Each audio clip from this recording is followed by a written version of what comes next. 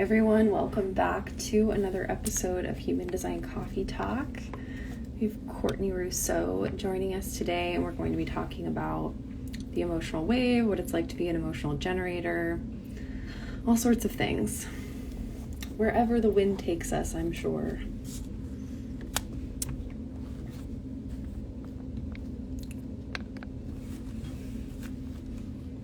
How's everyone doing today?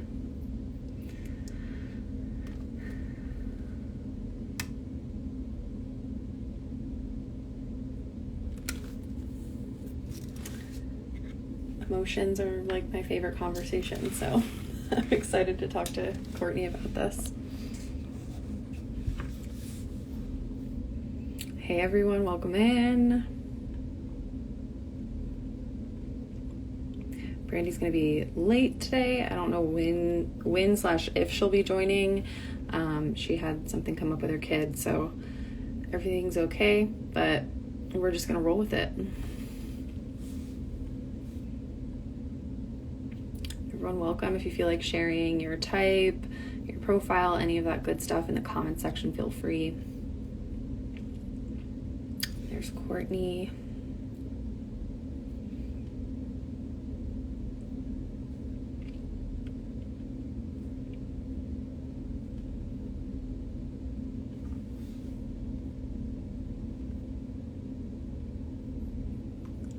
Send her a request. Hey. Hello. How are ya? Good. How are you? I'm good. I'm excited to be like face to face with you. Nice. And we've chatted in DMs a lot. I'm trying to get my lighting. Here we go. Really better. There we go. So yeah, Brandy had something come up with her kid. So she'll be jumping on whenever she can, but you know, we can just get our solar plexuses warmed up and Cool. yeah. So, you know, one of the questions we usually ask just to get the conversation rolling is, you know, first of all, introducing yourself, anything you'd like to share about yourself, and then just how you found out about human design and the beginning of your journey, what that looked like. Okay, cool. First I just see some friends. Hi friends. Yeah. Ah. You're gonna hear my cat in the background too. He's totally eating. He just got up and is eating food now. I love it. I am a 6'3" emotional generator, right? It's like that's the new introduction. What else about me? I have a son as well and a partner. I'm married. How did I find human design? It was back in like 2019. I had a friend introduce me to it, but like it was very stealth. She's a projector, an emotional projector. And I started working with her for some wellness, I guess I would call it. It was just, I had a lot of negative, I was a very frustrated generator and holding a lot of crap that I didn't need to. So I didn't know she was using human design. She obviously knew. And so we worked together for 6 months before she actually said, so this is what I've been using. Here's your chart. Wow. Yeah. That's a really interesting way to go about it. Yeah. So the second 6 months I worked with her, I was like, I got to know everything. You know, I'm open everywhere except for my solar plexus and sacral. So I just always want to consume information, which is dangerous. But yeah, it was really cool to get to know my emotional wave a little bit and my sacral response before diving into like learning about human design. Mm-hmm. Yeah. How was that for you? Like, was she just not using, was she using keynotes and you just didn't know it? You know, like how did that work? Well, so her education wasn't to the point of keynoting, that's what I'll say, which didn't matter. It was more sacral response and being an emotional being. So it was very much focused on like, why do you need to do that? Like, as it was going into all of my open centers of like, well, but is that what you think you should do? Or like, do you actually have energy for that? So there was no keynoting involved. which I that's okay. see. I didn't need it at Yeah. that point. Hmm.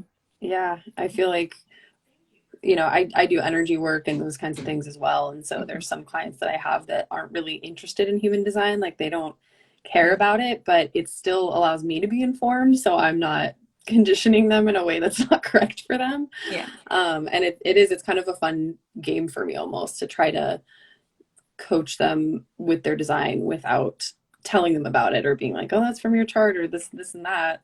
Yeah. So that's really interesting. I love that. Yeah. Sorry, my cat's like, what is going on? He's sniffing everything. It's okay, cutie. Animals. You wanna come sit Um, on all that? Come here. I brought my plants with me too. I have I to love it. Getting the bring. auras of the plants. Yeah, exactly. Oh. Mhm. I feel like a question that people ask me a lot is how do you function with a sacral and an emotional center? Because it is kind of a really unique experience to have both, to have that sacral response, but then also have to ride out your wave. Is there anything that you've learned, in the last couple of years about that process for yourself? Yeah, I mean, it's gonna sound very like what everybody says, but that no truth in the now is very much something to live by. Um, I can be on because like 59, right? Or like six is that like gateway to all the waves. And so it'll plateau, it'll burst up and then plateau. Hmm. And so now I know what a high feels like.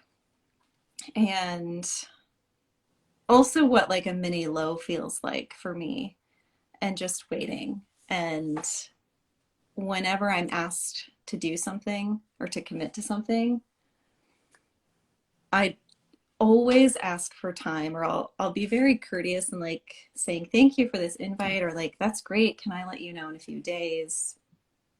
Because there's too many times I've said yes to things on the spot and then just like regretted it and had to wiggle my way out of it, or like it's managing expectations of like, I don't know, I may do it, I may not, and I don't have like defined ego. I have three hanging gates in my ego. So that sucks, but yeah. Yeah, I was just seeing that on your chart, like, whoa, that is that is a whole thing. I think Brayton would call that gnarly. Yeah. Yep. Seems like that's the center that's kind of a focus for this incarnation, maybe, or Hmm. has a Yes. lot of energy towards. What has your experience been like with your ego? That's the hardest one for me. It's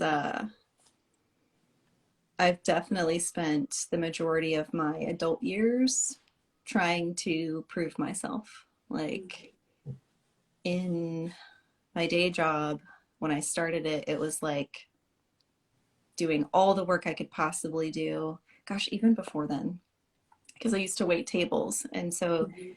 it felt like every time I would go in for a new shift, it was like I'd start over at zero and I was only as good as my last shift. So Mm. it felt like trying to run a race where if you try to sleep or rest, you're out of the race and you have to start all over again. Yeah. And then doing that at work has been, if I try to prove myself in things that I don't actually want to do, then I'm just rewarded with more work that I don't want to do. Mm-hmm. So, Wow. yeah. Yeah, I can so relate to that. I used Mhm. to work in the restaurant industry as well, and that like just clicked something for me. I'm like, that really is how it is. Yeah. It's every shift you feel like you're having to prove something, and Yeah. that on top of like adrenaline upticks. That was something I realized when I left the restaurant industry was like, holy crap, I've been basically running on adrenaline 5 days a week, you Hmm. know. And then the proving on top of that, the overexertion, the overcompensation. Yeah. Oh, it's so stressful. Well, this is a good question that Sarah has. Would you like to share what it's been like giving yourself time to respond at your job? Ooh, yes. Oh my gosh. I feel like I just slowed down time at my job because um, Before, I was always at the ready, that adrenaline response of almost like a tennis player, like ready to go, like ready to hit the ball. And now I'm just like, stop. I'm not even answering emails right away unless I know it's like, okay, this is super time sensitive. But like, I've gotten so much more power in responding at my job. I had my boss ask me if I could cover, the office on a certain day this summer, and I was like, well, I'm not even in the office until I come back from this trip abroad, so I won't even be there till mid-June. Well, I didn't even say that. First I said, let me think about it, and can I get back to you in a few days? That's all I said. No context, no explanation. It was just like, this has to sit. And a few days later, he checks in. He's like, hey, have you like decided? And I was like, oh yeah, I can do that. And I said, but I'm not back in the office until mid-June, just FYI. And he was like, can I ask why you hesitated? And I said, I called him and I said, this has nothing to do with like me making a decision with my mind. I said, and he's open to human design, so I've told him about it a little bit, and I know his chart, and he's not emotional. He's a manifesting generator. And I said, oh, that's just my emotional wave, and I had to just let it sit. I don't commit to anything on the spot anymore because I need to know how I really feel about it. And he was like, oh, okay. And I can only imagine how many mental scenarios he was going through, thinking about like, well, is she quitting? Is she, like, what's she doing that she can't come into the office? And like, I wasn't even thinking about it. So it felt so good to let that go. I've also realized I need to be asked to do things. Another colleague just put someone on my calendar, and immediately I went to the confrontation, like the emotional, like, hey, I'm not okay with that. And like, I love meeting with students, but you need to ask me. So, which I should say, I'm a career counselor at a university. Okay. Yeah, I love helping people grow. I love supporting them, but my calendar is my calendar. So, yeah. Yeah, it's like you need to have control over that. You need to have consent. And if somebody just puts something on your calendar, that feels very invasive. Like, hey, that's my time. Wait a minute. I don't know if I'm going to have the availability, the energy availability for that. Well, it wasn't even 24 hours later. It was literally like that afternoon, and the following morning, an appointment showed Oh, up. And I God. was like, wait a second. You don't even know if I'm available. Yeah. What? Oh, no. With the emotional wave, like, you can't Yeah. spring things like that. So I just shut it down. I was like, nope. I've gotten to the class that I teach late. Not like super late, but just that's what I need. There were days that one day I drove to campus and was like, I don't want to teach class today. And I have a co-instructor. So I just like pulled over onto a side street and texted him. I was like, I was getting a migraine. I was like, I'm not teaching class today. So I'll see you next week. Oh my gosh, it's so empowering for the emotionals to hear that. I'm like, Yeah. my heart is fluttering. Like, Yeah. what? I But love that. Oh my gosh. it's also teaching my students, like they would email and say, I'm really just needing a day. And I'm like, that's great. Go take your day. Mm, This class isn't that important that you have to sacrifice your health to be here. yeah, the freedom in that and like the autonomy. Yeah. I was reading your website and I love how you talk about, like slowing down, slow living. Mm-hmm. And that's something that I've really been leaning into this last year is like noticing how much that like rat race programming is so deep in us and how we make things, we make things, we put things on a timeline when it doesn't need to be. It's like, why am I rushing for this when this is not life or death? The urgency that exists in our culture is really not healthy for, I don't think, anybody. And I think emotional beings are just kind of here to like guide, maybe splenic people sometimes, right? But they also have their own timelines. So it's like, I think we're kind of here to show people, hey, we can slow down. Like it's actually healthier for our nervous systems to go much slower. Totally. That's when students come into my office or we're on Zoom or whatever, I'm always like, how did you rest this weekend? I don't ask them, what did you do over the weekend? I'm like, how did you rest? How did you take care of yourself? And usually they're like, I don't know. They're ready to rattle off all the things that they did, but not actually like it's, I don't know, maybe they're just a bunch of open roots saying like, well, once I get to the end of this week, I'll be done with this project and I'll be able to just like chill. And I tell them like, if you don't learn how to rest now every day, if you don't learn how to slow down, then you never incorporate that into your life, or it's going to be so much harder because then the more you produce, the more people want you to produce. And it's like gardens, you know, they don't bloom all year. I mean, maybe in some like hydroponic greenhouse or something, but like that's not what nature does. You need a period of dormancy and rest and time to recharge your batteries and just like not have to give up energy to anybody. Yeah. Oh, that permission is so refreshing. Mm-hmm. And that's the way I feel when I go to your page or when I look at a post that you've done. It's just like you and nature just taking your time. You seem like really tuned into the rhythm of nature, and Mm-hmm. I just really appreciate that. There's such an essence there that's like this almost like Mother Earth personified. That's what it feels like. Yeah. It's just this deep connection to Yeah. nature, and how it's like, why shouldn't we be taking lessons from nature? And Mm-hmm. I forget who posted this, but I think it was Teo Montoya posted something about how like why not look at life as seasons the way Mm-hmm. that nature functions, Yeah. and instead of being like, oh, I'm gonna get all of this done this week, it's like, well, what is this season going to Mm-hmm. look like for me, and can we just tune into that, and then life actually feels a lot slower. Mm-hmm. It does. And I mean, I can't help it, honestly. In the winter, my body just slows down. In the summer, you can't get me out of the garden. Like, that's just how I am. And I didn't used to operate that way, right? Like, before human design, it was okay, the alarm went off. I have to get up and I have to get Marcel to school so I can go to work and not coming home until 6 o'clock in the evening. Mm, Yeah. And just trying to like have blinders on from nature. And I felt like crap. My body was like, you can't do this anymore. wow. Mm-hmm. Was your body giving you like very clear signals? Like, was it around the time you found human design, or had those signals been happening for a while?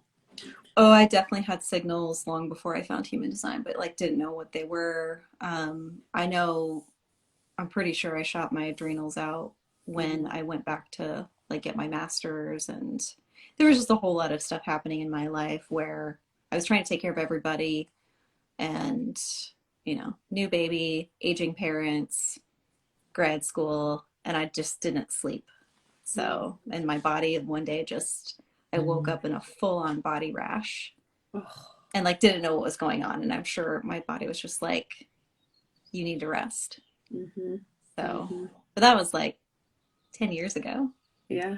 So, yeah, Wow. yeah. Mm-hmm. Oh, let's see. Emily has a good question here. Can you talk about having all that openness with an enveloping aura? Ooh, yes. Hey, Emily. I love seeing all the friends on here. Well, you know, at first I was, before human design, I was thinking about like, I just need to put up a barrier and like protect my energy, which I do still like. There's ways to keep people, you know, like the waiting with the wave is one way that I can have my space. And then also physically separating myself from too many auras. Mm-hmm. Um, but I was listening to a lecture, and I think it was with Genoa Bliven. He's like, you can't, as the enveloping aura, you're always taking things in, but it's almost like I get to have the opportunity to decide, okay, am I going to plant this seed and help it grow, or am I going to compost this energy? So, like, no matter what stuff's coming at me, am I going to grow it, or is it like a tumbleweed and I need to let it go on, or is it a rotting plant that has, like, just today, I composted some plants and I'm like, you're just not doing well. So I have to let you go. but with people, not like I'm like composting people, just the energy. It's the Uh, metaphor. right, right. Uh, Sometimes it's just too much in that 59, 59 is like, hey, I want to get in here. It's like, I'm going to walk into your house and look at all the rooms. And then it's like, everybody's excited you're there. And then you're like, ooh, I don't want to be here anymore. And Yeah. so my body will just like, I can feel it when it's like, you got to leave now. You got to walk out. Like when I'm on campus, it's like I have no control anymore. I can't, there's too many auras. I can't be myself. I just like revert back into this professional person who's very warm and engaging. Um, but like at the end of the day, I need my space. I need my time. I sleep in my own room. I started doing that before I knew about human design. Pascal and I, when we bought our house, I was like, I need my own room. My parents did that too. They were both projectors. They had separate rooms. Yeah. So space. I have to have space away from people. Thankfully, the pandemic is what showed me that. Like getting away from everybody basically was like the greatest gift. So Yeah. being very selective about who comes into my space. You bring up such a good point. It is, I mean, I think it's impossible to really be yourself in Mm-hmm. a group. You Mm-hmm. know, it's like you just get sucked into it. It's just how it is. And especially if you're going into a specific role, Mm-hmm. you know, it's like you just get swallowed up. And I think a lot of us got to reclaim ourselves when the pandemic happened, and Mm-hmm.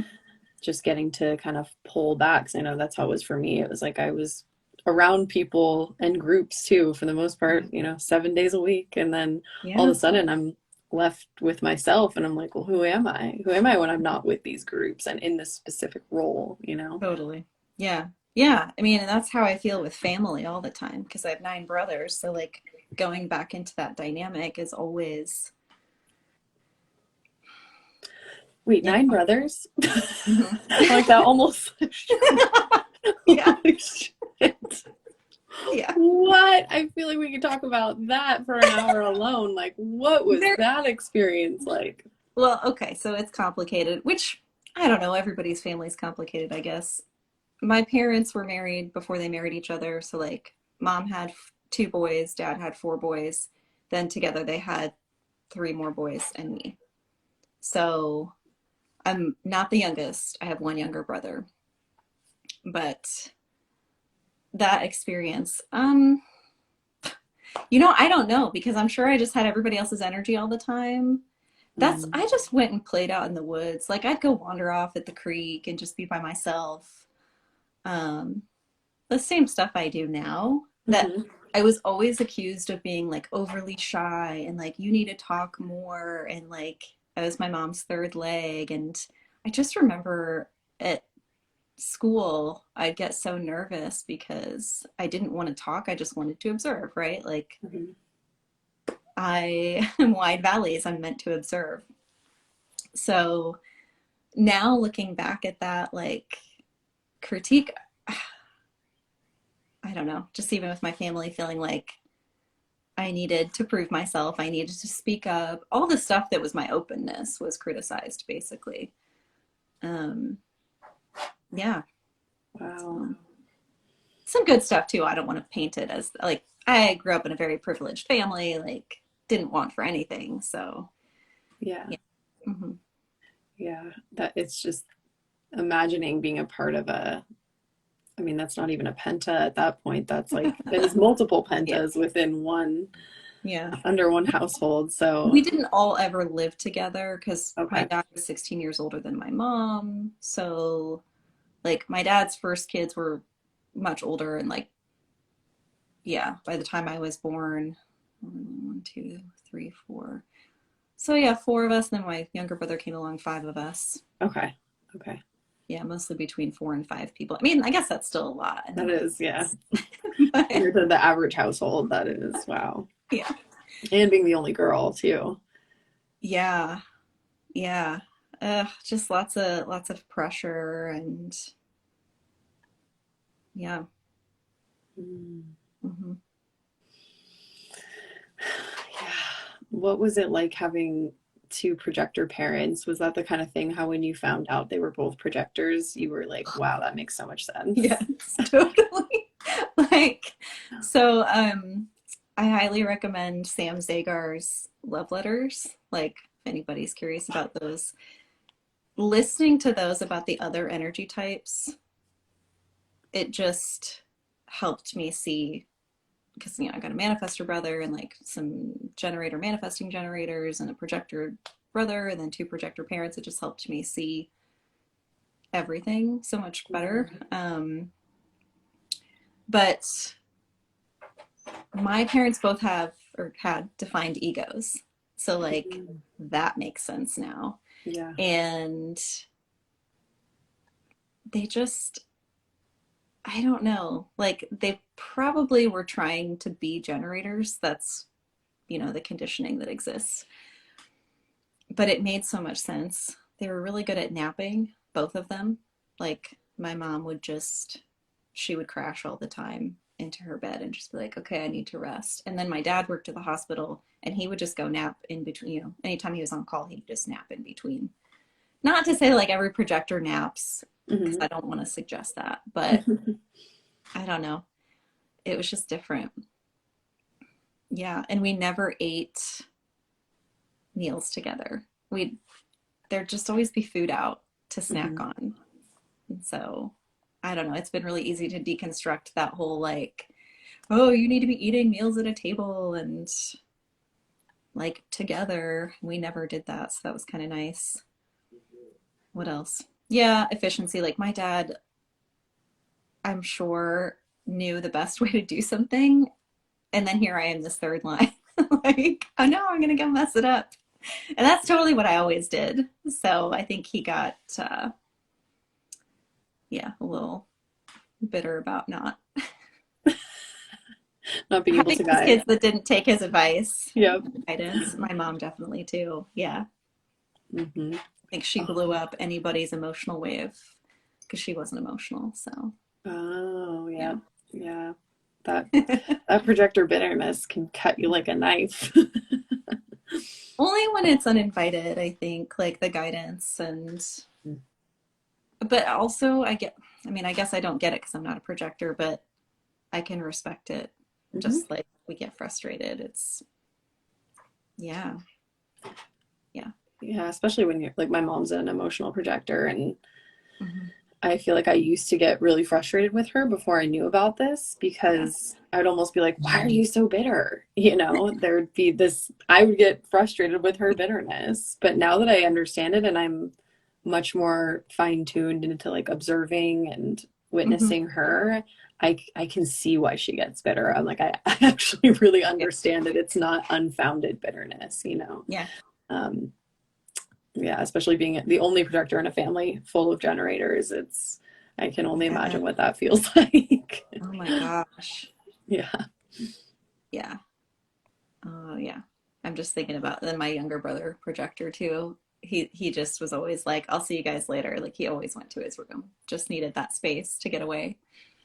Yeah, my mom does that, like at family gatherings, because my husband's a generator and then my brother's fiance is also a generator. So it's when there's like, 6 or 7 of us all generators, my mom will just dip out. Like we'll all be eating and hanging out and she just disappears. And I always visited my whole family. I think we all learned how to do that from mom and dad. But yeah, everybody like, use it as a teaching moment. I'm like, she just needs to get away, you guys. She's overwhelmed. Yeah, my mom would make dinner or make Thanksgiving or whatever it was, and then she would just peace out. She's like, okay, I'm done with you. Yes. Oh, perfect. Brandy's here. Oh, yeah. Into the party.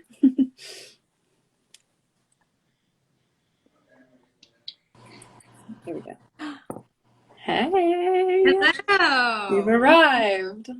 My child is not feeling well, and so like that kicks on my definition hardcore.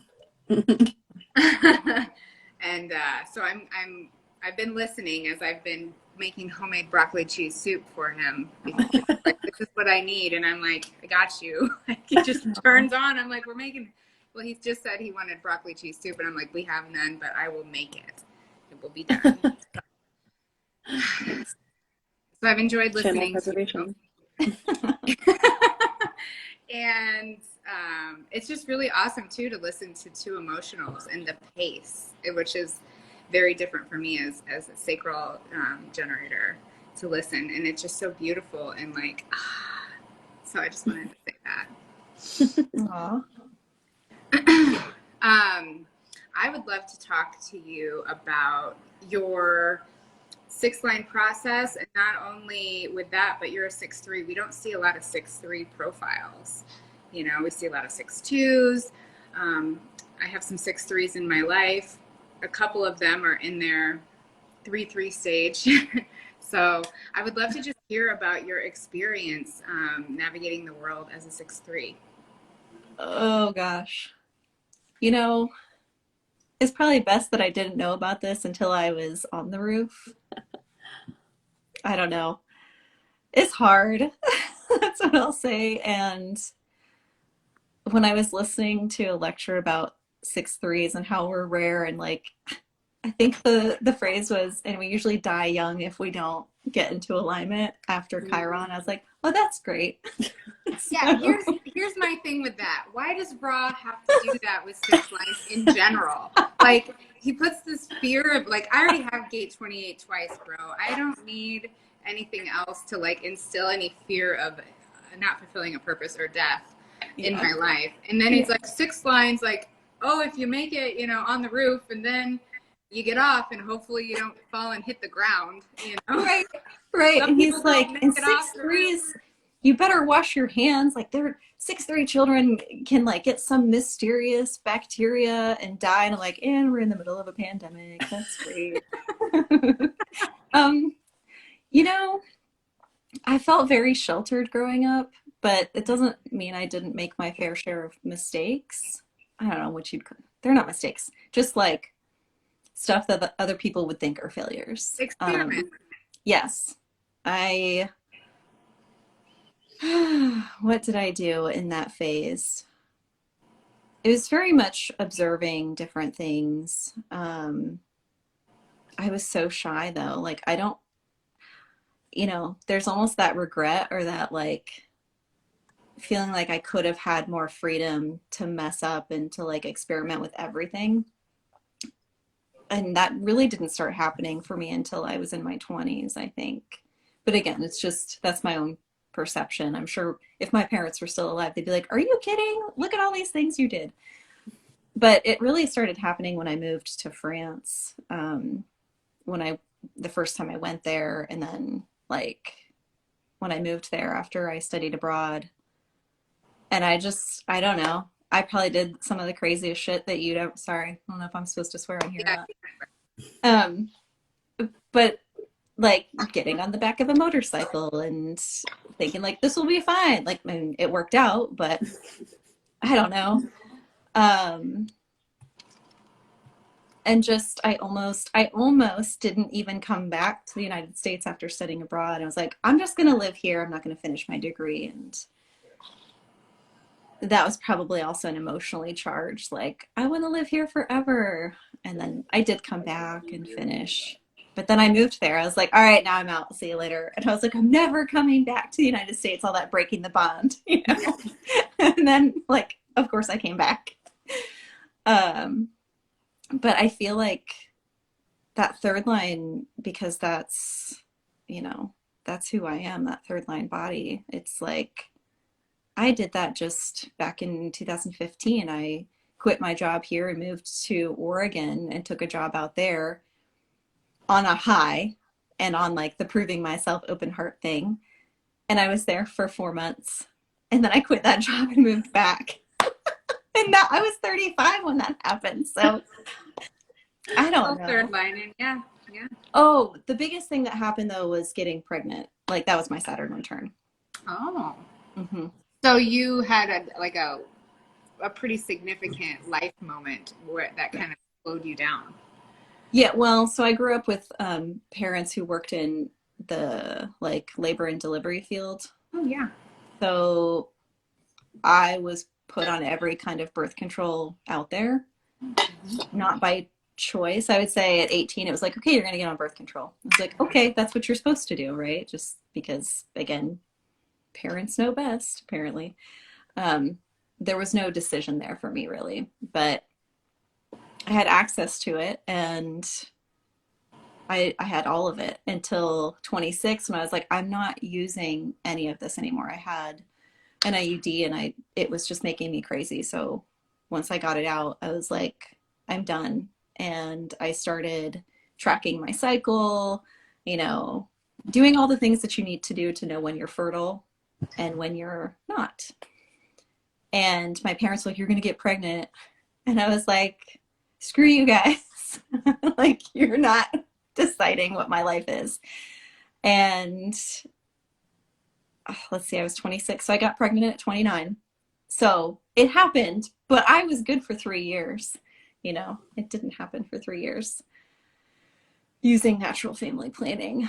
But then, yeah, it was like, okay, now you get to grow up, I guess. You get to become an adult, sort of. Mm-hmm. Which I know that doesn't really happen until, well, for 6 lines, it's like Chiron, right? But there's some maturity at Uranus opposition. Mm-hmm. So. What was the process for you, like being 6-line personality? Did you really notice this pullback with, oh yeah, like friends, family, socializing? I mean, anything like that? Everything changed. I mean, becoming a parent, first of all, everything changes. But like, I had started this business in my late 20s that was like making hair clips, and I wanted to help people organize their closets, and I was waiting tables. I was doing all these things. And then once I got pregnant, like everything changed. Everything stopped. I didn't feel like even myself anymore. Pascal and I had started this French club in town. He's French. So we'd found all these expats, and we started a French club. We'd been going out partying every Thursday. Wasn't doing that anymore. I didn't want to do that anymore. I didn't want to go out and feel like I had to get drunk to hang out with people. Mm. I didn't want to, not that there's anything wrong with drinking. It just, at that point, it was like, okay, I want to be aware of myself, not just having this fog where I'm like trying to get my way through the day or through my restaurant shift to then go forget about that and just kind of miss my life as it goes by. So, and that's when I decided to go back to school, so that I could work in the field that I'm hoping to leave, but needed to be in for a while, I guess. Yeah.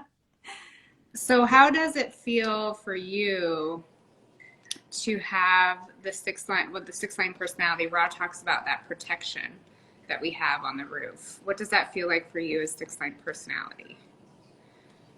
It feels better because, again, I don't like to be watched. I'm the observer, not the observed. So that's been nice. A lot of things have slowed down, I guess, but I'm not sure if that's because I got more connected to my emotional wave in that whole process, or if it's the roof, or both and. I don't know. I also have heard in a few lectures, the 6-3s don't actually ever get to just stay on the roof. You're always when there's something that's really interesting, you'll come down. So I do like to get messy. I do like to test things out. That's still my life. Mm-hmm. I just am not, I guess, forced into it quite as often. Yeah. I mean, I just think about how many times I've moved in the past. Yeah. This is the first time that I've been stable in the past 5 years. Mm-hmm. Mm-hmm. What is the design of your son? He's a 1-3 emotional generator with 8 defined centers. Triple split. Triple split. I have an emo, a 1-4 emo triple split. Yeah. And he's a channel of emoting. So Brayton was like, good luck with that. Yeah. Yeah, what's that like? At least you understand the emotional wave, or your own Yeah. wave, at least. Your But own. what does it feel like to amplify? And I see you have hanging 55, but what does it feel like to Yeah. amplify his emoting Uh, or be I can compromised? always feel it. And I'm always like, you need space. It's like, I love you. Go take your space. I'm like, I want to be the person like, come here, just like let me cuddle you and hug you and everything. And then he's just like, get away from me. Um, and it's very much that pulse of like there's either a blow up or, you know, the melancholy can be there too. And he's also got 360, some mutation. So there's like some of that melancholy there, but he's, yeah, it's, I don't know. I feel like he takes me to school and all of his definition with my openness, but Mhm. I'm here to kind of be the validation he needs for his emotional process too. And that's been really cool to watch. How is it as a trip with him being a triple split? How do you nurture that? He's definitely very, I don't want to say slow. He takes his time because he has to. Like for his birthday this year, I gave him money because I was like, I don't know what to get him. He's 12. He's at that age where it's like, you probably just want money anyways. So Mm-hmm. we went to Target and we took just like an hour looking at everything he could possibly want at that store. And then he knows now, like we've talked about, you know, do you really want this? Do you want to sleep on it? Do you want to like wait and come back? And like we left the store with nothing because he was like, yeah, I'm not ready yet. Like I don't really know if I want this thing. Like let me come back to it. And now he's like, I think I want to save my money to get something bigger because if I pressured him to say, like, come on, just pick something, we need to get going, then he's going to pick something. And like every time he does that, he has buyer's remorse and just like, oh, I really didn't want this. I should have waited. So just giving him that time. Does he have defined ego? No, he has that completely open. Same. Oh, yeah. They're a little Yeah. impulse. Like my son's 11 and we're working through that impulse Yep. buying. Impulse. You have money and I got to spend it right away. Yeah. You have nothing to prove to people on Roblox Huh? that you have a cool house. Yes, totally. Roblox. Yeah. Minecraft. All Oh of my- those purchases, he's like, oh, I wish I hadn't spent this money. Yeah. But he's a third line. So I'm like, okay, so like, what'd you get from that? What'd you get from that experience? Yeah. Yep. Mm-hmm. Wild. Yeah. So how has it been with is your partner emotional? No, so he's open in his solar plexus. He has 37, gate 37, and I have gate 40. So that's been interesting. Yeah. He definitely knows. Like he can walk into the room and he'll be like, what's going on? Like he just knows when there's something up with me or with Marcel. And sometimes he's like, okay, I'm going to go for a walk because I need my space from you. And it makes sense, right? Like that conflict isn't comfortable for him. Sometimes it has to happen, but it's a lot. What's his authority? He's sacral. He's a manifesting generator. Oh, okay. He's a 4/6 MG. He's got 3420. He's got struggle. No, not struggle. Just kidding. Where did that come from? Teresa, you were talking about struggle earlier in your stories. He's got mutation. He and Marcel actually have the same incarnation cross because they're born 3 days apart. Oh, what cross is that? Right angle cross of laws. Mm. Yeah. We have a bunch of people in our intensive with that. Okay. Yeah. So That's an interesting cross. How's the dynamic with decision making? I know as a partnership it's emotional, but how is it do you feel any pressure from him when you have to make decisions, like not even consciously as far as him trying to do it, but you know, having a partner, I'm sacral, my partner's emotional, and I can just oh yeah, I definitely feel like he's able to go faster, and that's when I just sort of like break off. I'm just like, okay, if you're gonna do this, go do it. I can't be a part of it. So when it's bigger decisions, like we're going to Italy. We're going to Italy next month. I'm taking Marcel as part of like a work study abroad thing. And then Pascal's coming at the end.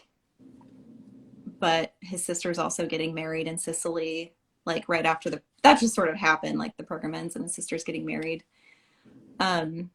And like he committed to going to her wedding before I ever committed to either the program I'm doing or her wedding. So, and I was like, I just need time. And he came in and was like, okay, so I've like figured out where we can stay, what trains we can take, and like flights we can get. And I was just like, stop. And, you know, I had to give Marcel that time too. I was like, do you want to come to Italy? And I just let it sit. I didn't make him commit until he was ready. But with Pascal, like he has to, it's like he can't sit on it. I don't know. Or we had this sink break in our house and it wasn't his sink. It was the one that Marcel and I use. And we let it sit for like 5 months before I got it fixed. So we were like brushing our teeth in the bathtub, like the bathtub faucet. But he was ready to go to like Lowe's that day and pick out a sink. And I was just like, oh, I can't breathe. So I was like, I will go with you, but I'm not buying anything. Yeah. Oh gosh. So stuff like that, we by default will wait unless it's something that I'm just like, take care of it. So I love hearing mundane examples like that because I'm like, oh, that's why shit takes so long at my house because my husband and I are both emotional. Like whenever something his car door lock has been broken for like 5 months now. I'm like, you ever gonna get that fixed? He's like, yeah, I guess at some point. Well, it's like our washer broke. It didn't break. Whatever. We had to get it like the plumber had to come out and just flush the pipes basically because it was backing up and so we'd have water in the garage. And that was another case where we just waited. Like we had a sort of mini solution where we could stop the washer during the rinse cycle so that like the water could go down and eventually flush out. And then it just like stopped working. It was so backed up that it's like, okay, now we have to call the plumber. And like, he was ready to do it like the day it happened. And I just felt like that emotional energy just rise up saying like, nope, you're not ready for this. It doesn't need to be done today until it did. And then it was like, okay, let's do this. Yeah.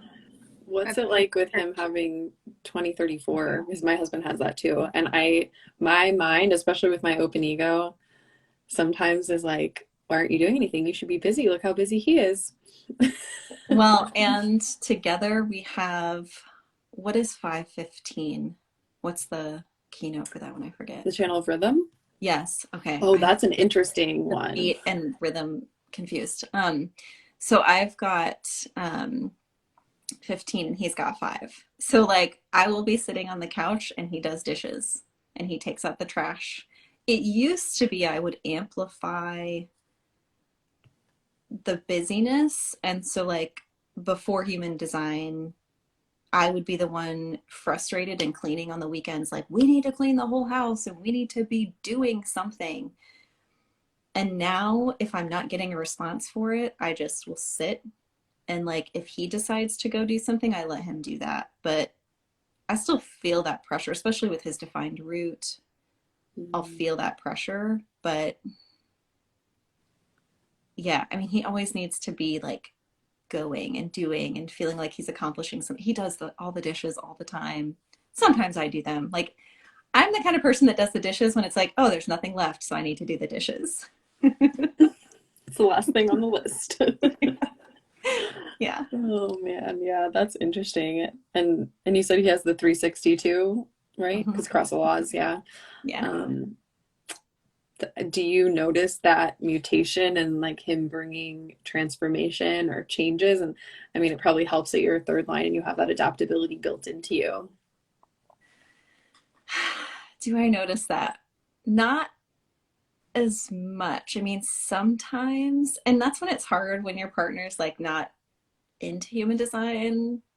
So you're just like, okay, I know this is part of you, but if it's been conditioned out of you or you can't see it or you don't know it, like, I'm sure he does,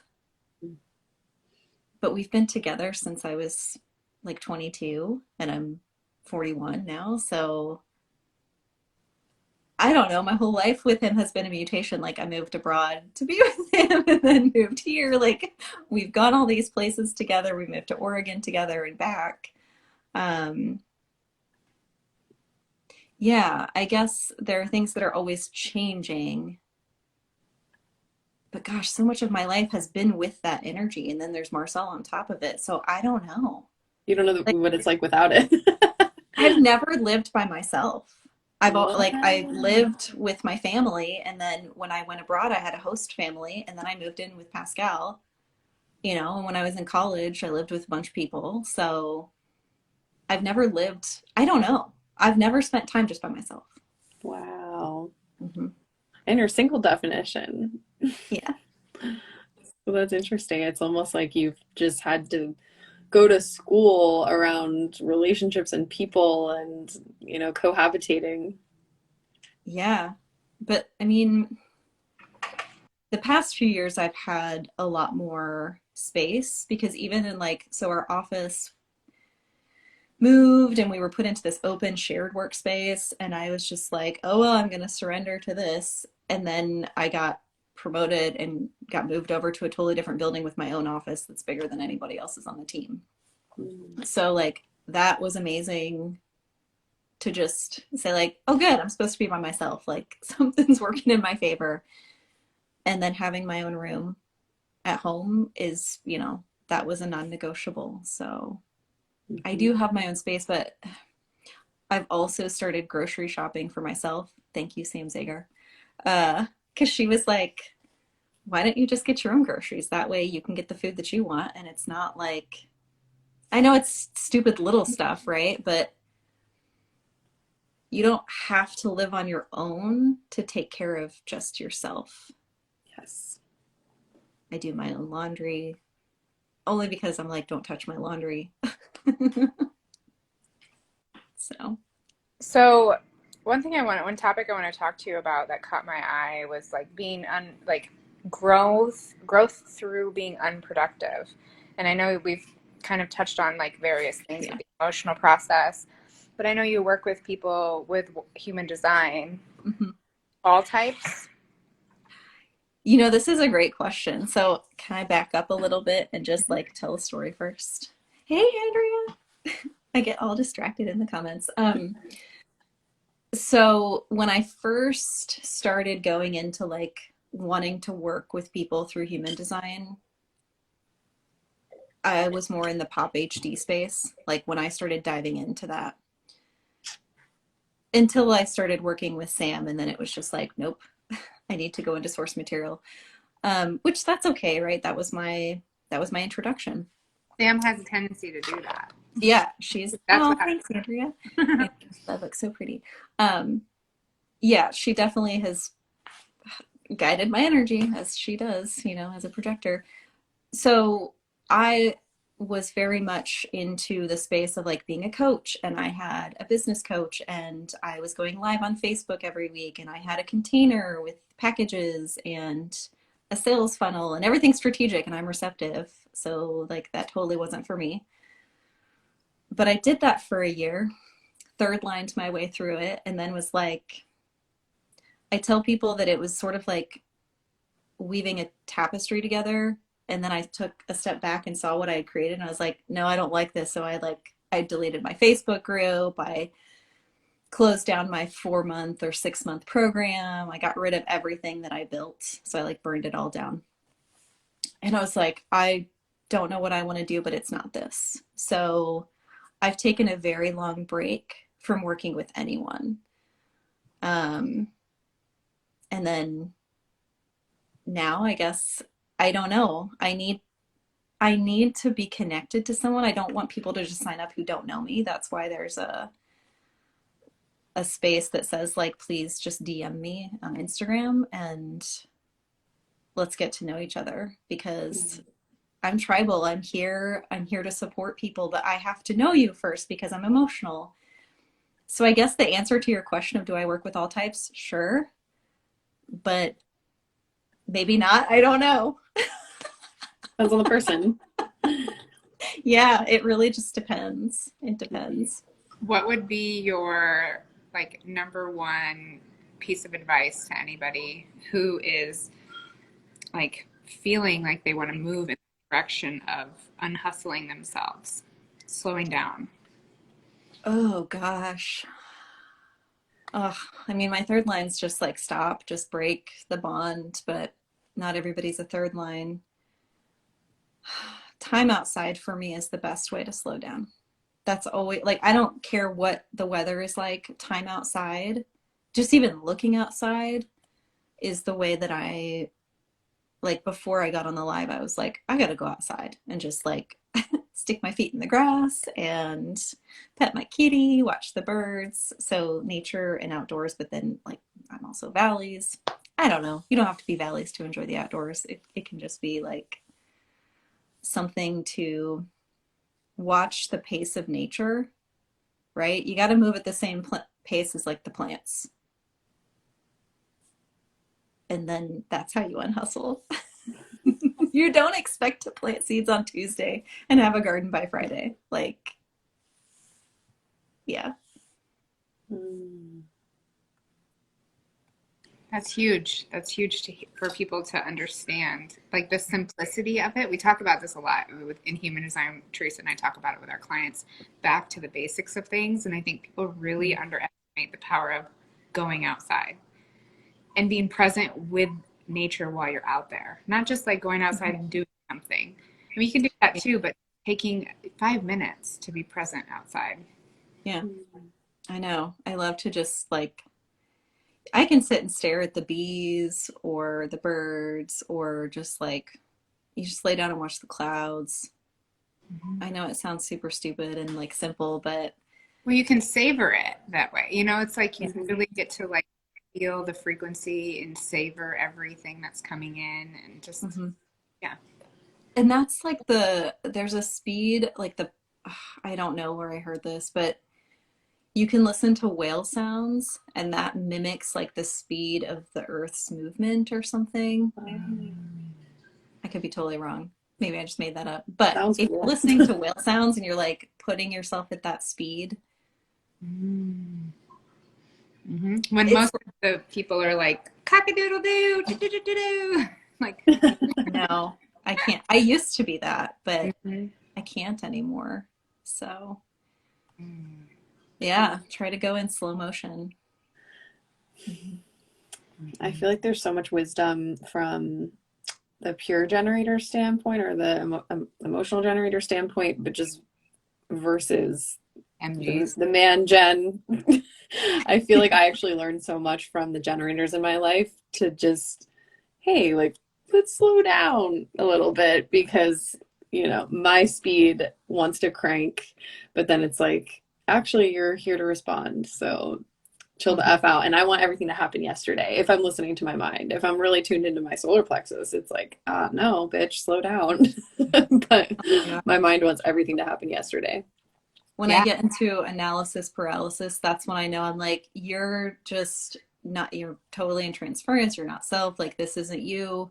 And this always happens. Like, right now, I'm panic packing or panic shopping for this trip to Italy. And it's like, you know, looking at like, okay, well, I need to get this and I need to go find like the perfect pair of shoes. And when I get to a place where it's just, I'm scrolling, I'm reading reviews, I'm just like, stop.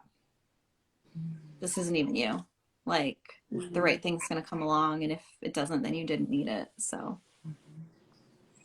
Yeah, as an MG, I learn a lot from generators and the pace because I definitely see a difference, even if they're hustling generators, to slow down. And then I think I'm slowing down, and then I come in aura with a generator, and I'm like, I have not slowed down as much as I thought.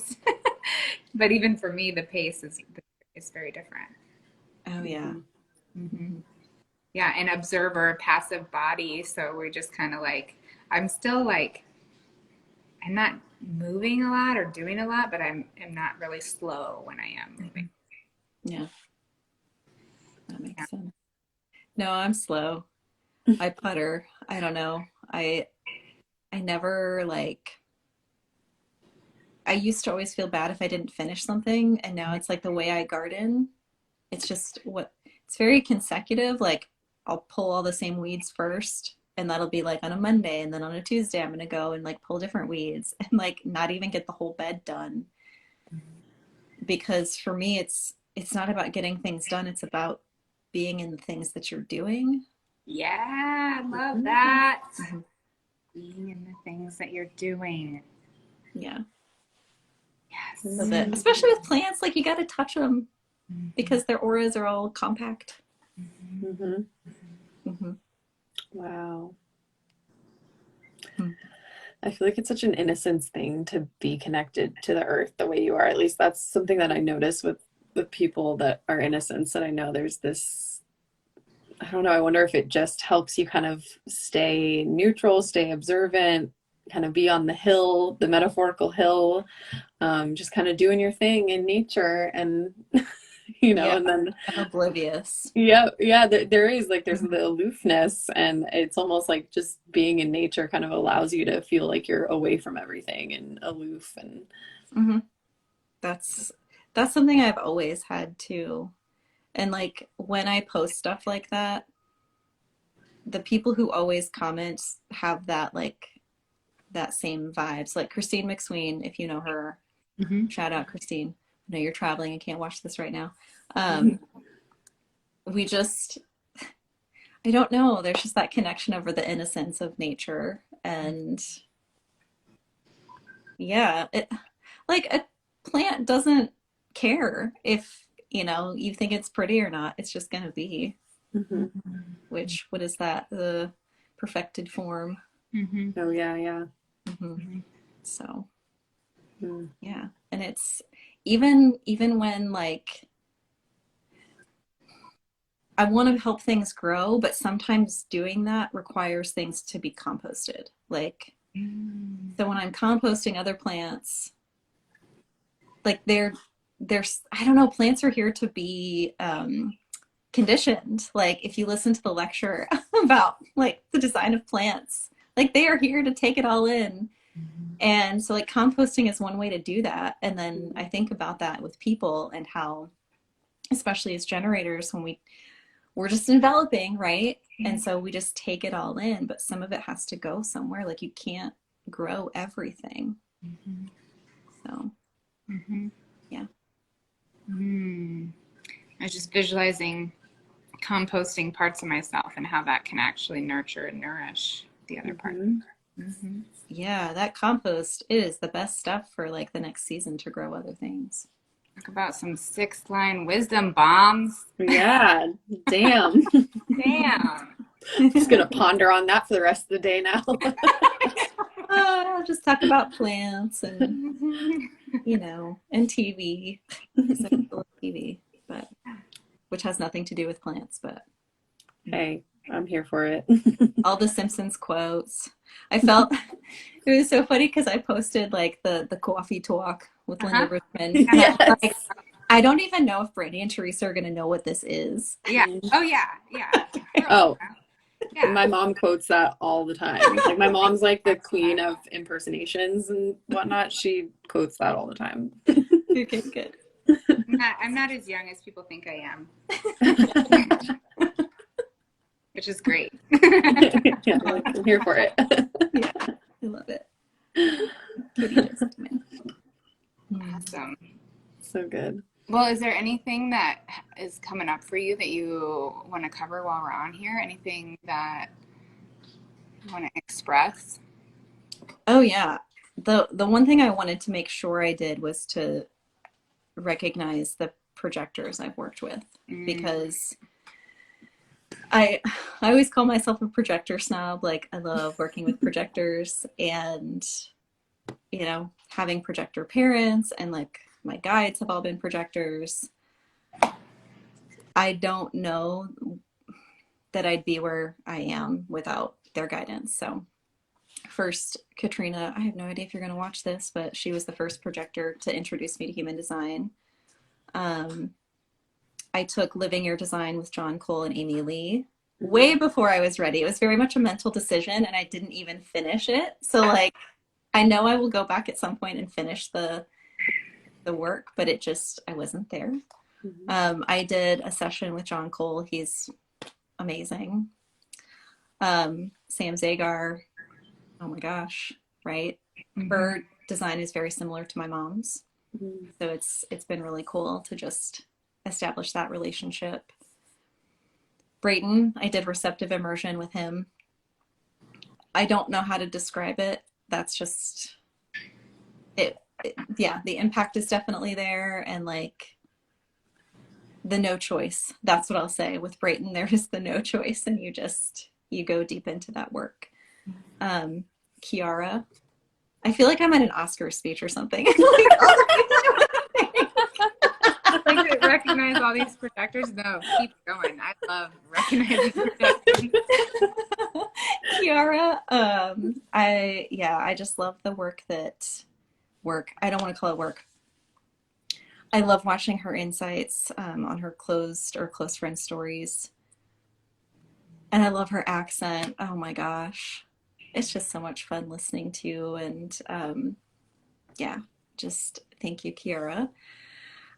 Jenny K Graham, Jenny Komisarek. She is my partner in crime for all the TV talk, Mad Men. That's one of our favorite shows. And yeah, we just have a grand old time. And there's, a podcast in the works, but everything in its own time. So yeah. Yay. That's exciting. So, Christine McSween, talking to me about all things nature, innocence. She's so good at I'll say 5,000 things and she's like, that's this. And I'm like, oh my God, how did you see that? So I don't know, just all of these amazing projectors that I've gotten to work with. And then the whole IG projector crew. I feel like that's mostly who I follow as projectors, because I don't know, why wouldn't you? Yeah.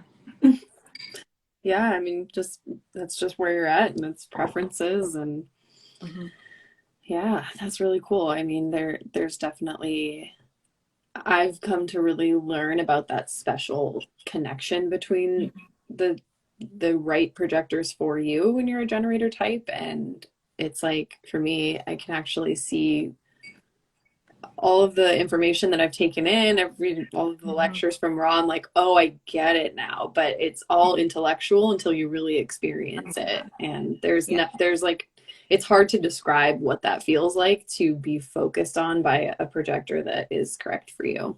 Yeah, definitely. Yeah. Oh yeah. I love me some projectors. Yeah. When they're correct for you, woo! Yeah. Oh, and Andrea Gersh, I wanted to say thank you. I know you've been watching. We've just had some great conversations in the DMs, and I don't know. I'm sure there's many I'm forgetting. I'm so sorry if I haven't said thank you. You're so tribal. Yeah. I'm the same way. Everybody in my tribe. Joyful Projector, Talus. I had a mini session with Talus, and it was just so great. All of these people who've been. Thanks, Andrea. Yeah, I just want to virtually hug all of you. Yeah, it's so the human design community is just such an interesting thing, because I feel like I know some people better just that I've never even met than I do people that I see on a regular basis or people that I'm in person with. It's the depth of the connection that this information allows us to connect with people over is truly incredible. Yeah. Because it's actually us getting to be us. It's not going into spaces where we have to be someone else. Yep. 100%. Delicious. Delicious. Just has me making all the noises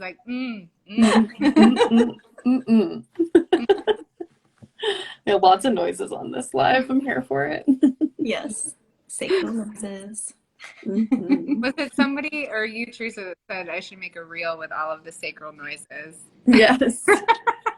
Oh my gosh, that would be so good. Yeah. Yeah. That would be a labor of love, and I think it'd be well worth it. I would do Yeah. it. I'm here for that. Yeah.